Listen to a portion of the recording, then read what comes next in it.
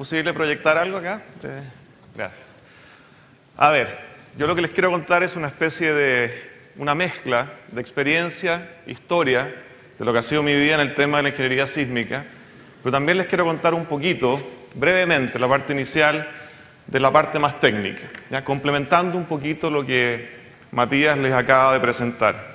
Tengo demasiadas cosas que contarles, entretenidas, creo yo, espero. ¿Ya? Así que si se me escapa alguna, ahí dejamos para las preguntas algún tema. Esta presentación que está en inglés acá, no es por un acto de petulancia hacerla en inglés, es porque tomé una presentación que me pillaron de sorpresa la semana pasada y me llamó la gente de Endeavor y me dijo: Juan Carlos, ¿por qué no vienes a una casa acá y das una presentación sobre el tema que tú has hecho en Chile de protección sísmica de estructuras? Hay gente, me dijo, que son de habla inglesa, así que hazla en inglés. Y llegué a la casa ingenuo, sin corbata, sin nada, porque era totalmente informal, y me topo con una reunión súper sofisticada de gente de venture capitals, ¿eh? De gente de capital de riesgo, de lucas para ponerle a inversiones en distintas partes del mundo. Entonces me sentí inmediatamente un poquito nervioso, ¿eh? Porque en realidad la gente se empezó a presentar. Entonces se presenta un señor y dice: yo soy tal y tal, trabajo en Silicon Valley, el fondo que yo manejo son 14 billones de dólares. Después se para otro y dice: yo soy tal y tal, y estoy en Chile buscando oportunidades de negocios, y en realidad el fondo que yo manejo son 25 billones de dólares. Entonces cada uno se iba presentando, y era quien manejaba un fondo más grande. Yo dije: Dios mío, en realidad, ¿dónde me metí? Porque en realidad ustedes van a ver, esto es una cosa que es muy entretenida y todo, pero todavía un poco ingenua frente a este mundo del capital de riesgo. Y en esa reunión, sin embargo, me di cuenta de algo que es muy importante para ustedes hoy día. Chile está inserto en el mundo. Hace rato que está inserto en el mundo. Y ustedes se van a topar con gente que está llegando a Chile, no solamente porque Chile tiene una bonita geografía, es entretenido, sino por las oportunidades que Chile puede dar. Y en este caso particular, a pesar de que esto es un gran drama para Chile, el tema sísmico, también es una gran oportunidad. Una tremenda oportunidad para que Chile lidere a nivel nacional y por supuesto a nivel mundial lo que es la protección de estructuras.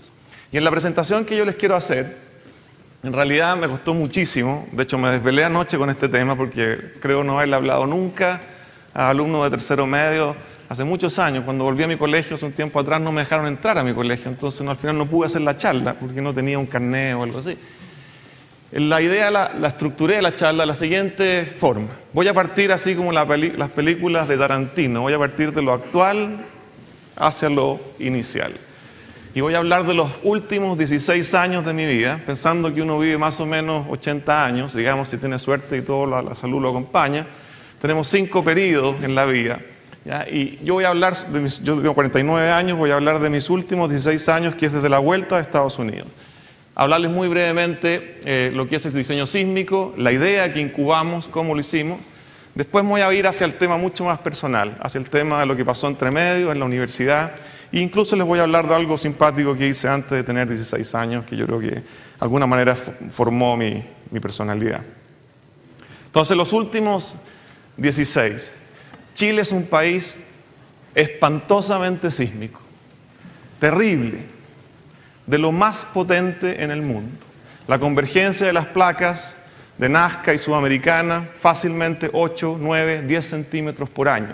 En un siglo, ustedes tienen 1 metro de deformación de la corteza, ¿ya? Por lo tanto, si ustedes miran la historia sísmica del mundo, se van a dar cuenta que entre los 10 terremotos más importantes de la historia mundial, hay 3 que son chilenos. ¿Para qué hablar del terremoto del año 60, que está encabezando esta lista con una magnitud de momento ahí que es del orden de 9.5? Por lo tanto, Chile es un país tremendamente sísmico. Si ustedes miran dónde han ocurrido los terremotos en Chile en función de los años, aquí yo no alcanzo a ver mucho, yo espero que de lejos se vea, ahí los óvalos están representando el tamaño del terremoto en distintas zonas geográficas de Chile. Si ustedes ven lo que ha pasado hacia el sur de Chile, hay una gran concentración de eventos sísmicos, o mucho mayor que lo que ha pasado hacia el norte de Chile. Chile tiene hoy día un gran problema: la zona norte de Chile. La zona norte de Chile lleva más de 120 años sin un movimiento sísmico importante, muy importante, que sabemos que se puede generar. Por lo tanto, la exposición que tenemos de las mineras, una parte muy importante de este país se juega en el norte de Chile. Y ustedes miran arriba lo que ha pasado con esos óvalos amarillos y se dan cuenta que eso no es suficiente para que esa energía se haya liberado.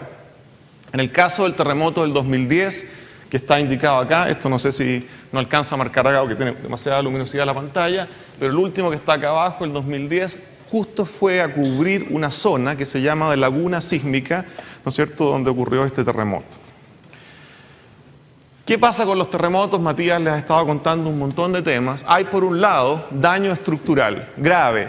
Un edificio colapsado como Alto Río en Concepción es un tremendo problema. No solamente por obviamente el daño material que ocurre ahí, sino por las muertes de personas adentro. Segundo problema que se ha menospreciado, el daño a los contenidos. Hoy día una estructura, por ejemplo un edificio de Santiago como los que mostró Matías, a ustedes les cuesta la estructura para venta 40 UF el metro cuadrado. Pero habilitado, con arquitectura y todo adentro, 75, 80 UF el metro cuadrado. Por lo tanto, el contenido pasa a ser algo muy importante. ¿Qué pasó en el aeropuerto, por ejemplo, de Santiago? El tema del contenido fue gravísimo. ¿Ya? Y por último, un tema muy relevante que tiene que ver con todo lo que son las líneas vitales de Chile: carreteras, hospitales, líneas de transmisión de energía, etc. Si ustedes ven lo que pasó en Chile, si ustedes le preguntan a cualquier persona en el mundo cómo ve el terremoto chileno, les va a decir: es increíble lo que ha hecho la ingeniería chilena. Y no lo estoy diciendo porque yo soy ingeniero, es un comentario generalizado de que, digamos, el desempeño de los ingenieros chilenos en el terremoto fue extraordinario. Pero si uno hace un doble clic a eso internamente, se da cuenta de que existieron varios problemas graves y de los cuales podemos conversar. 30.000 millones de dólares podrán criticarlo, cuestionarlo, de daño en una estructura, en un evento como este.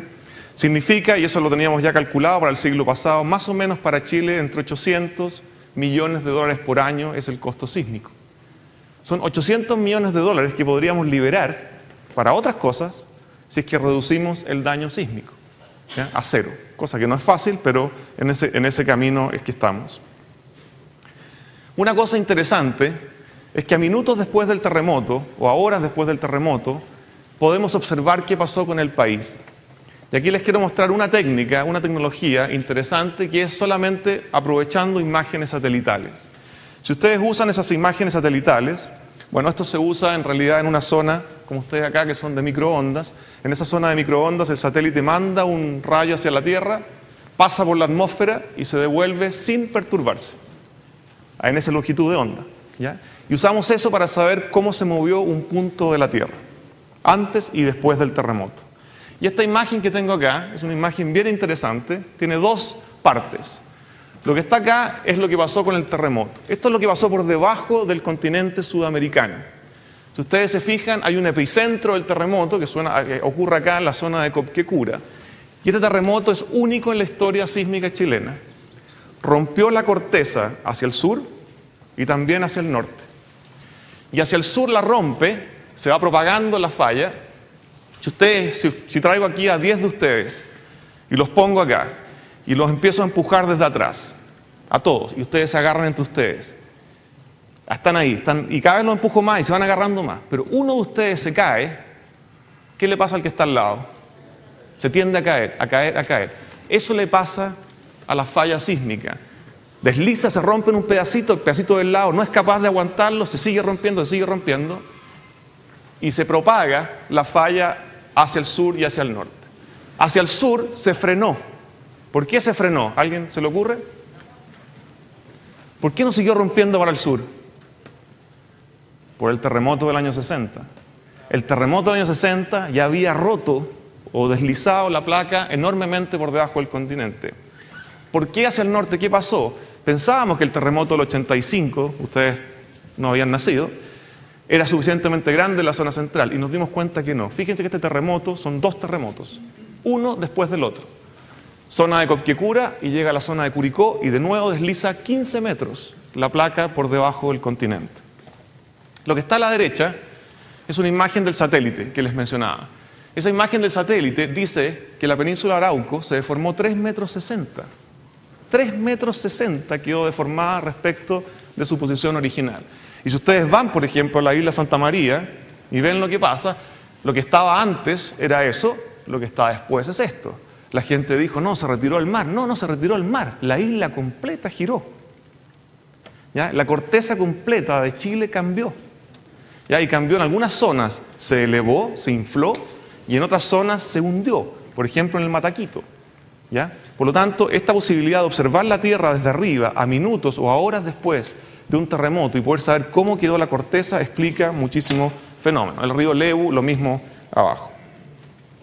Otra idea, y con esto termino esta idea inicial, fíjense lo que pasó acá con el volcán Chaitén. La misma técnica. Esta imagen no está en Chile, nadie la ha hecho. A horas después de la erupción. Fíjense, acá aparecen las mismas franjas estas de colores que les explico en un segundo. Si ustedes fijan, eso delimita justo una falla. Fíjense que Chaitén se hundió 40 centímetros, pero nadie entendió por qué se había inundado entero. Chaitén se hundió y la zona superior del volcán se levantó. Nadie sabe por qué la sílice pudo salir por ese volcán siendo tan sólida, tan densa. ¿Y saben por qué es? Por esta falla. La sílice subió por esa falla y eso produjo, obviamente, esa erupción tan extraña. Otra aplicación de la misma técnica.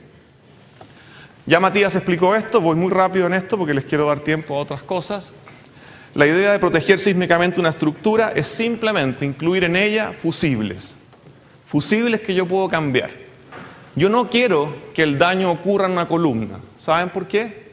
Porque la columna transmite la gravedad, el peso.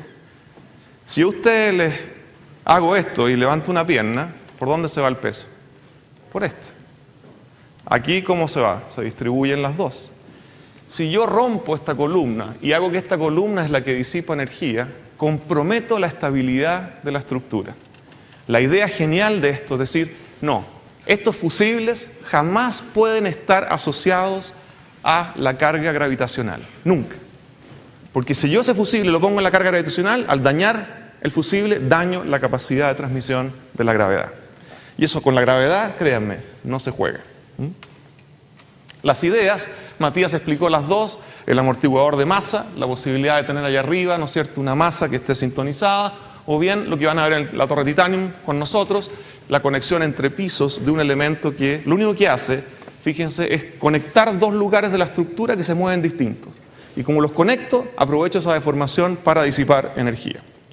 Bueno, las placas, aquí mucha de la tecnología que hemos desarrollado, toda la que hemos desarrollado, la mayoría tiene que ver con disipación plástica de metales, distintos tipos de sistemas. Podemos discutirlo eso con más calma cuando quieran ustedes en las preguntas. Por ejemplo, al lado izquierdo allá, en el mundo nadie se le había ocurrido hace 15 años atrás usar cobre. Ahora el cobre era re barato, eran 60 centavos la libra, hoy día está más complicada la cosa. Pero el disipador que está allá es un disipador de cobre. El cobre recocido tiene una gran capacidad de disipación de energía. Y descubrimos todo un nicho ahí que podríamos explotar, que hoy día estamos de hecho también trabajando. En la torre Titanium, que la van a ver ustedes, déjenme mostrarles el video de lo que pasa en el terremoto con y sin disipación de energía. Este edificio está con los disipadores, este está sin los disipadores. Ustedes pueden apreciar mejor que yo desde lejos la vibración. Ahí ya comienza la vibración del edificio de atrás.